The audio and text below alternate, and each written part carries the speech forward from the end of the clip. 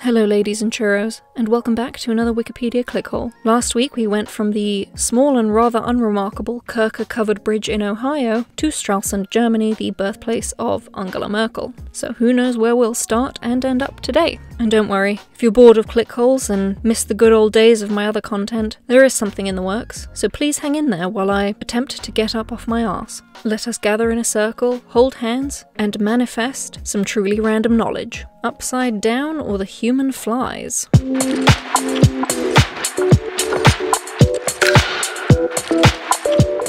Welcome to Clickhole Wednesday, a casual hump day hangout that takes less time to edit than my other shit.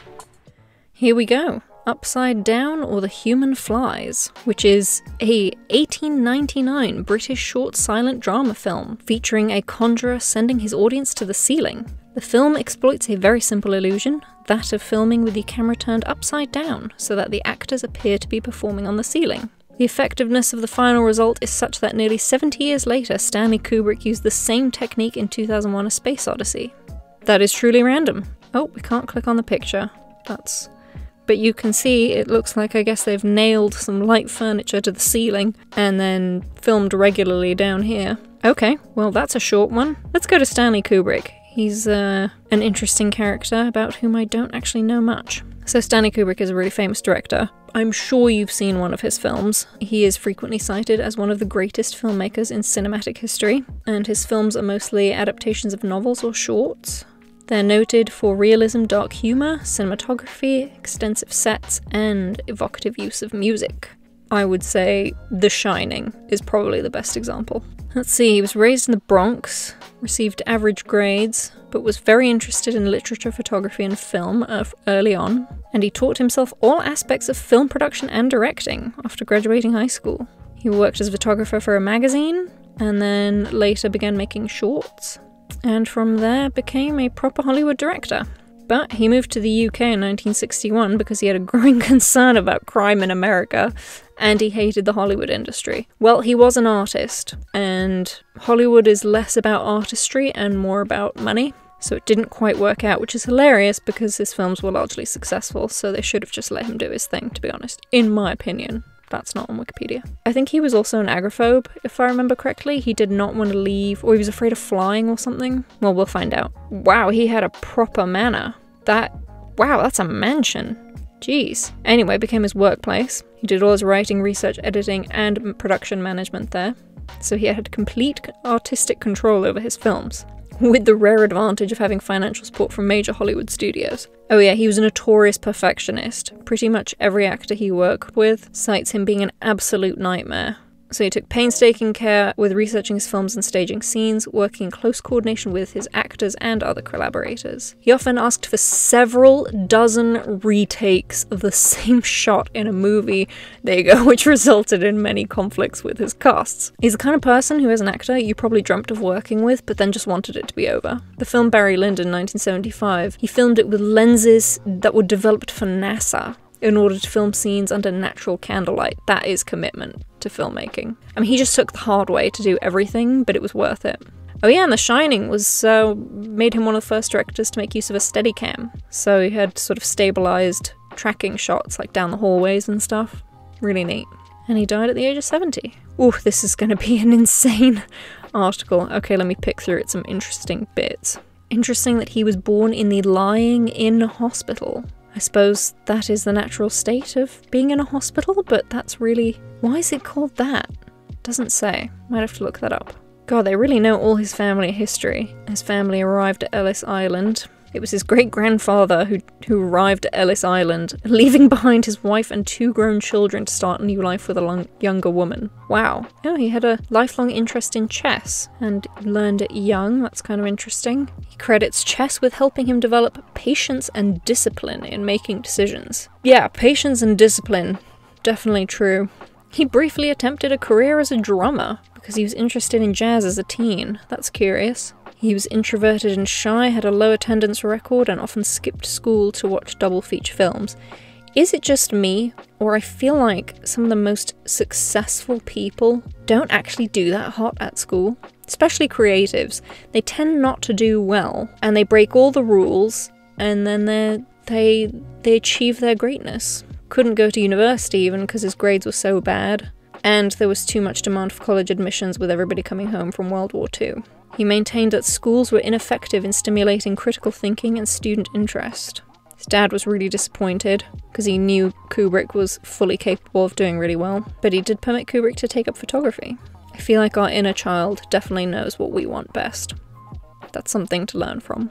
God, I'm actually really impressed how much of Kubrick's life is documented down to the details. It's really amazing.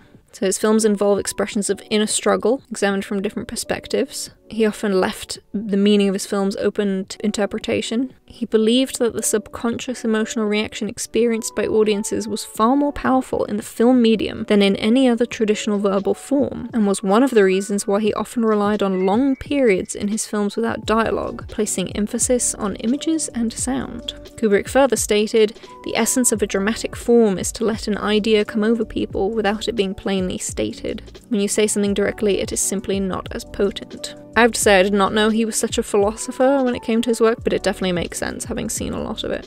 Jack Nicholson remarked that Kubrick would take often 50 takes of a scene.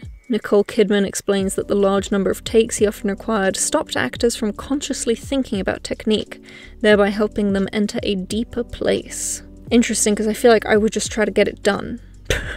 I would just try to get my lines out and hope that it works, but I'm not an actor.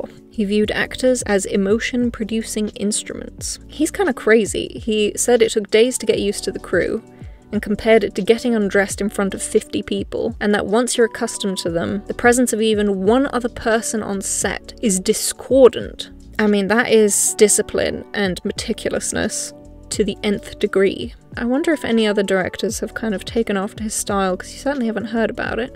But yeah, he developed a lot of technology, a lot of lenses. He's responsible for a lot of technical advancements in filmmaking. His wife claimed he had an addiction to music. He actually preferred selecting recorded music over having it composed, believing that no hired composer could do as well as the public domain classical composers. But he did use a composer for The Shining. I was going to say that was all original, and for Eyes Wide Shut.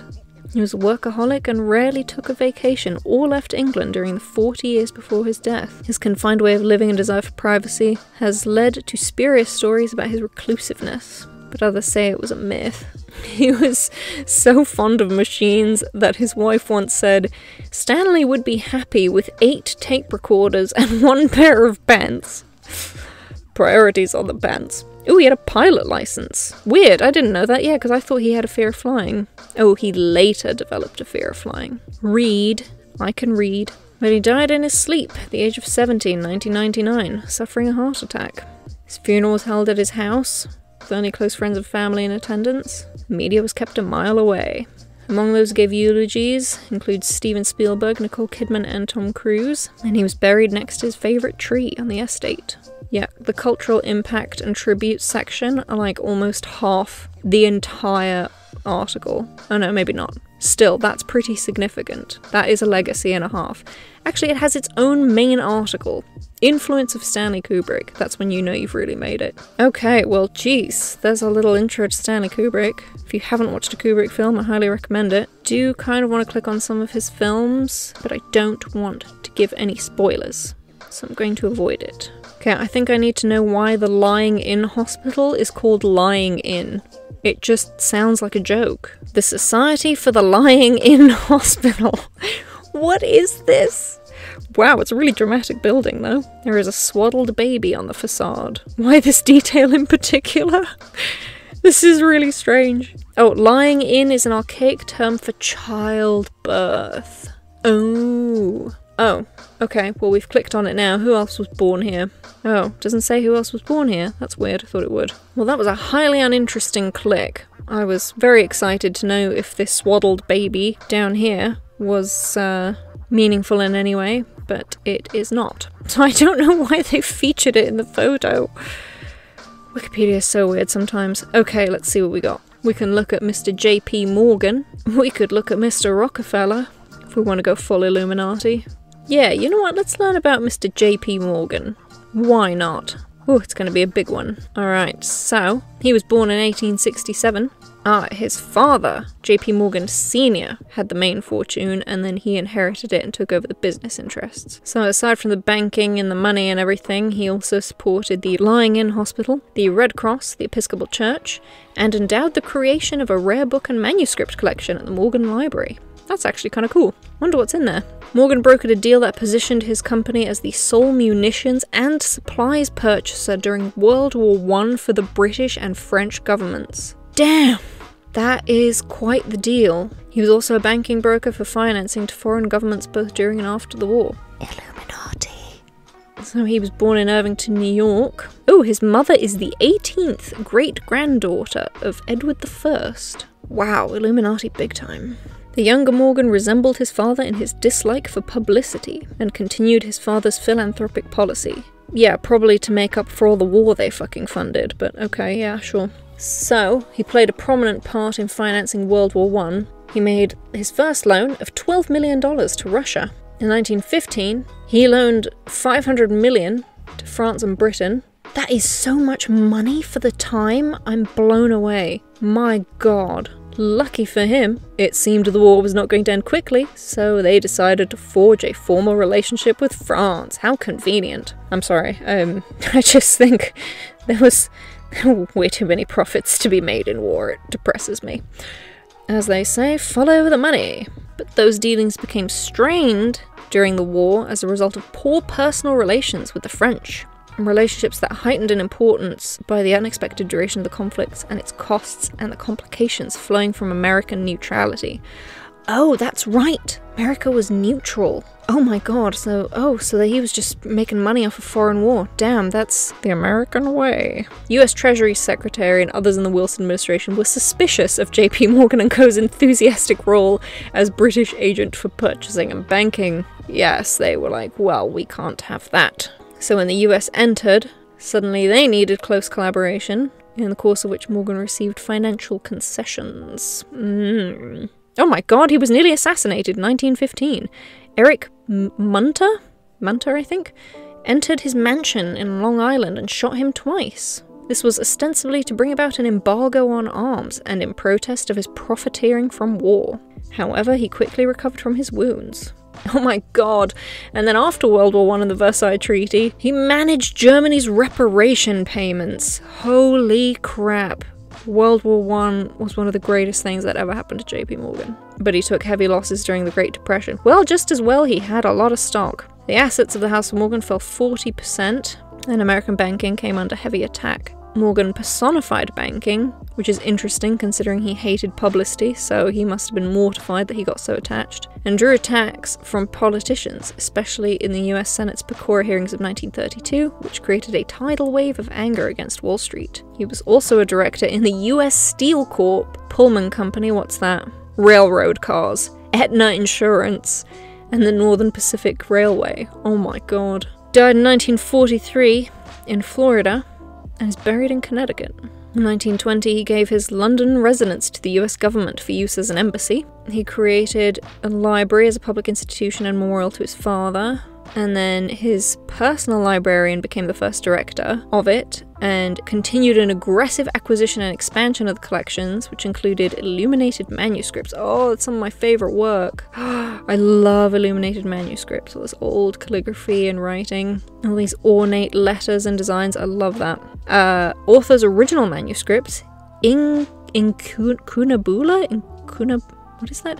An incunable book or pamphlet or broadside printed in Europe before the 16th century. They are not manuscripts? I don't get what that is. Okay, prints, drawings, early printed Bibles, and many examples of fine bookbinding. Today, the library is a complex of buildings which serve as a museum and scholarly research centre. Social.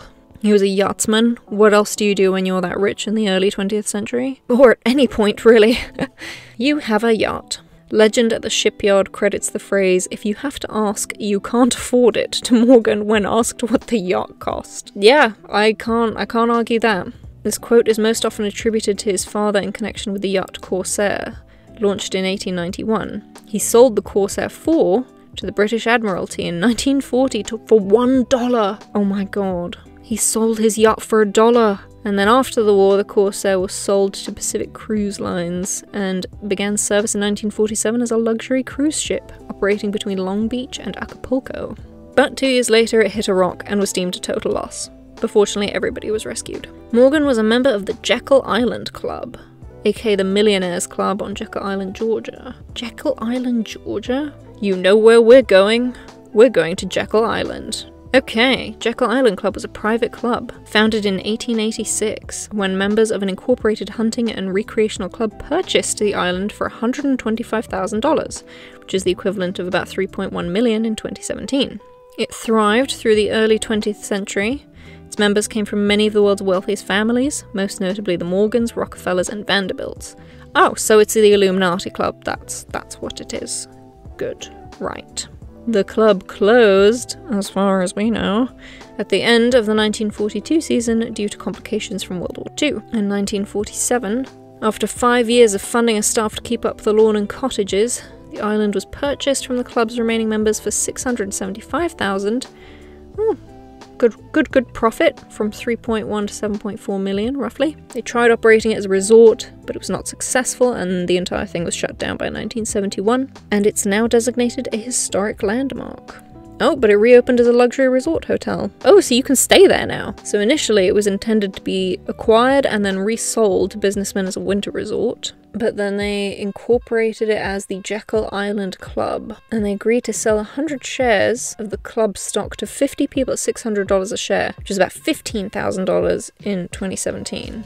And they had no difficulty doing it. 6 of the first 7 shares went to the men who signed the charter petition, and in all, Finney, who owned the Jekyll Island, was able to find 53 people to join the club, including Henry Hyde, Marshall Field, Morgan, Pulitzer, and Vanderbilt. Oh, so there are a bunch of little cottages on it.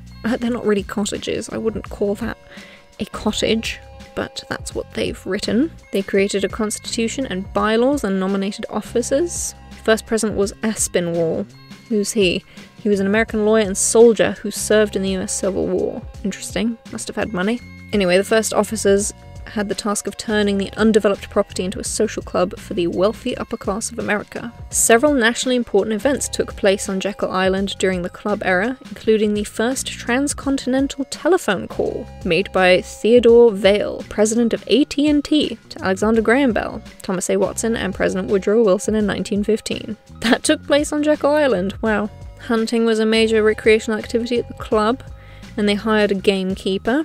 Members were to report daily what they had killed and turn it over to the club. What if a guy just showed up with with a human body? Plot twist. They also had a taxidermist shop specifically for mounting prize game. Oh, you know it's full of obnoxiously rich people when they're like, we need a taxidermist on site. Golf eventually took over as the club's dominant sport, and that original course is not intact, but another one by the ocean is. I've just realised the size of the scroll bar on the side here. I'm gonna fast forward, but there is a lot. Oh, because it's a list of members, that's why. Oh no, it's not. What is this? Properties. Oh my god, these are all the properties on the estate. Oh my god, the money. Wow. Sometimes you just don't have a sense of the amount of money people have, and then you see it like this, and you go, yep, that's a lot of money. There's a casino auditorium. What? Oh no, it's supposed to be indoor tennis courts. Why is it called the casino? I'm confused. Dormitory for married servants, dormitory for single servants, tennis courts, apartments, homes, boiler rooms, dining halls. You need a golf cart to get around. So, let's look at members. There was a limit of 100 initially to ensure exclusiveness, but during the Great Depression, which was incredibly difficult for rich people, as well as poor, might I add, the club began referring to its members as founders, and then created the new associate membership, which was purchased at a lower price, but with all of the benefits the founders had, and was limited to a total of 150. So here are some notable members, which is apparently not exhaustive, so there are more. Aspinwall, the founder of the First National Bank, and the City of New York predecessor to Citibank, was there. President of the Singer Manufacturing Company. They made all the sewing machines. That's what they made. As you can imagine, sewing is kind of useful, so that's a lot of money. The Calico King. Why is he called the Calico King? Textile leader. Okay. Standard Oil trustee. Early Standard Oil trustee. That's big money. Eldest son of plumbing parts mogul. What a thing to become a mogul of. Plumbing parts. Manufacturer of valves and pipes. Department stores. New York real estate. Chemical bank. Don't know what that is. Railroad and lumber businessman. Railroad financier. A harness maker. Invested in the forerunner of Standard Oil. Woo! Tobacco company. Heritage Press. Steel. Pulitzer. American Phone and Telegraph. Vanderbilt family. And the Whitneys. Wow, George Whitney doesn't have a page? That's weird. Well, there you go. What can I say except Illuminati confirmed? Well, here's a picture of it. Let's check it out. Wow. I want to see an aerial view of this compound. Jekyll Island Club Resort. Yes, that's what I want. Oh, it's cheap to stay there. 138 bucks a night. That's not bad. Okay, let's see images. Any aerial view? Here we go. Here's an aerial view. Oh yeah, big pool. So is it really an island? I don't think it is. If it is, it's a giant island. Wow, it looks really nice, to be honest. Let's see it on the map. Is it an island? Yes, it is. It's an island off Georgia. Looks like there are some holiday inns and days inns now. That's not what the elites expected. Okay, so it's this little compound on the inside on the river. Funny they didn't put it on the ocean, except the beach park, where I think the golf course is. Interesting. You know what, I'm going to end this clickhole here. I know we didn't actually get very far, I think we only looked at like 5 or 6 pages, but boy were they in depth and pretty interesting, because we started what feels like forever ago at a silent short film that basically the footage was flipped so it looked upside down. And from there we explored somebody who also used that technique but for modern filmmaking, and that was the very prolific Stanley Kubrick. We checked out where he was born in a very strangely named hospital and went on to check out some Illuminati figures, especially JP Morgan Jr. and his Jekyll Island Club. Let me know in the comments what you learned, if you found anything exciting here, and feel free to make a suggestion for next week. Don't forget to also drop a like and subscribe if you haven't already, and I'll see you in the next one. Bye!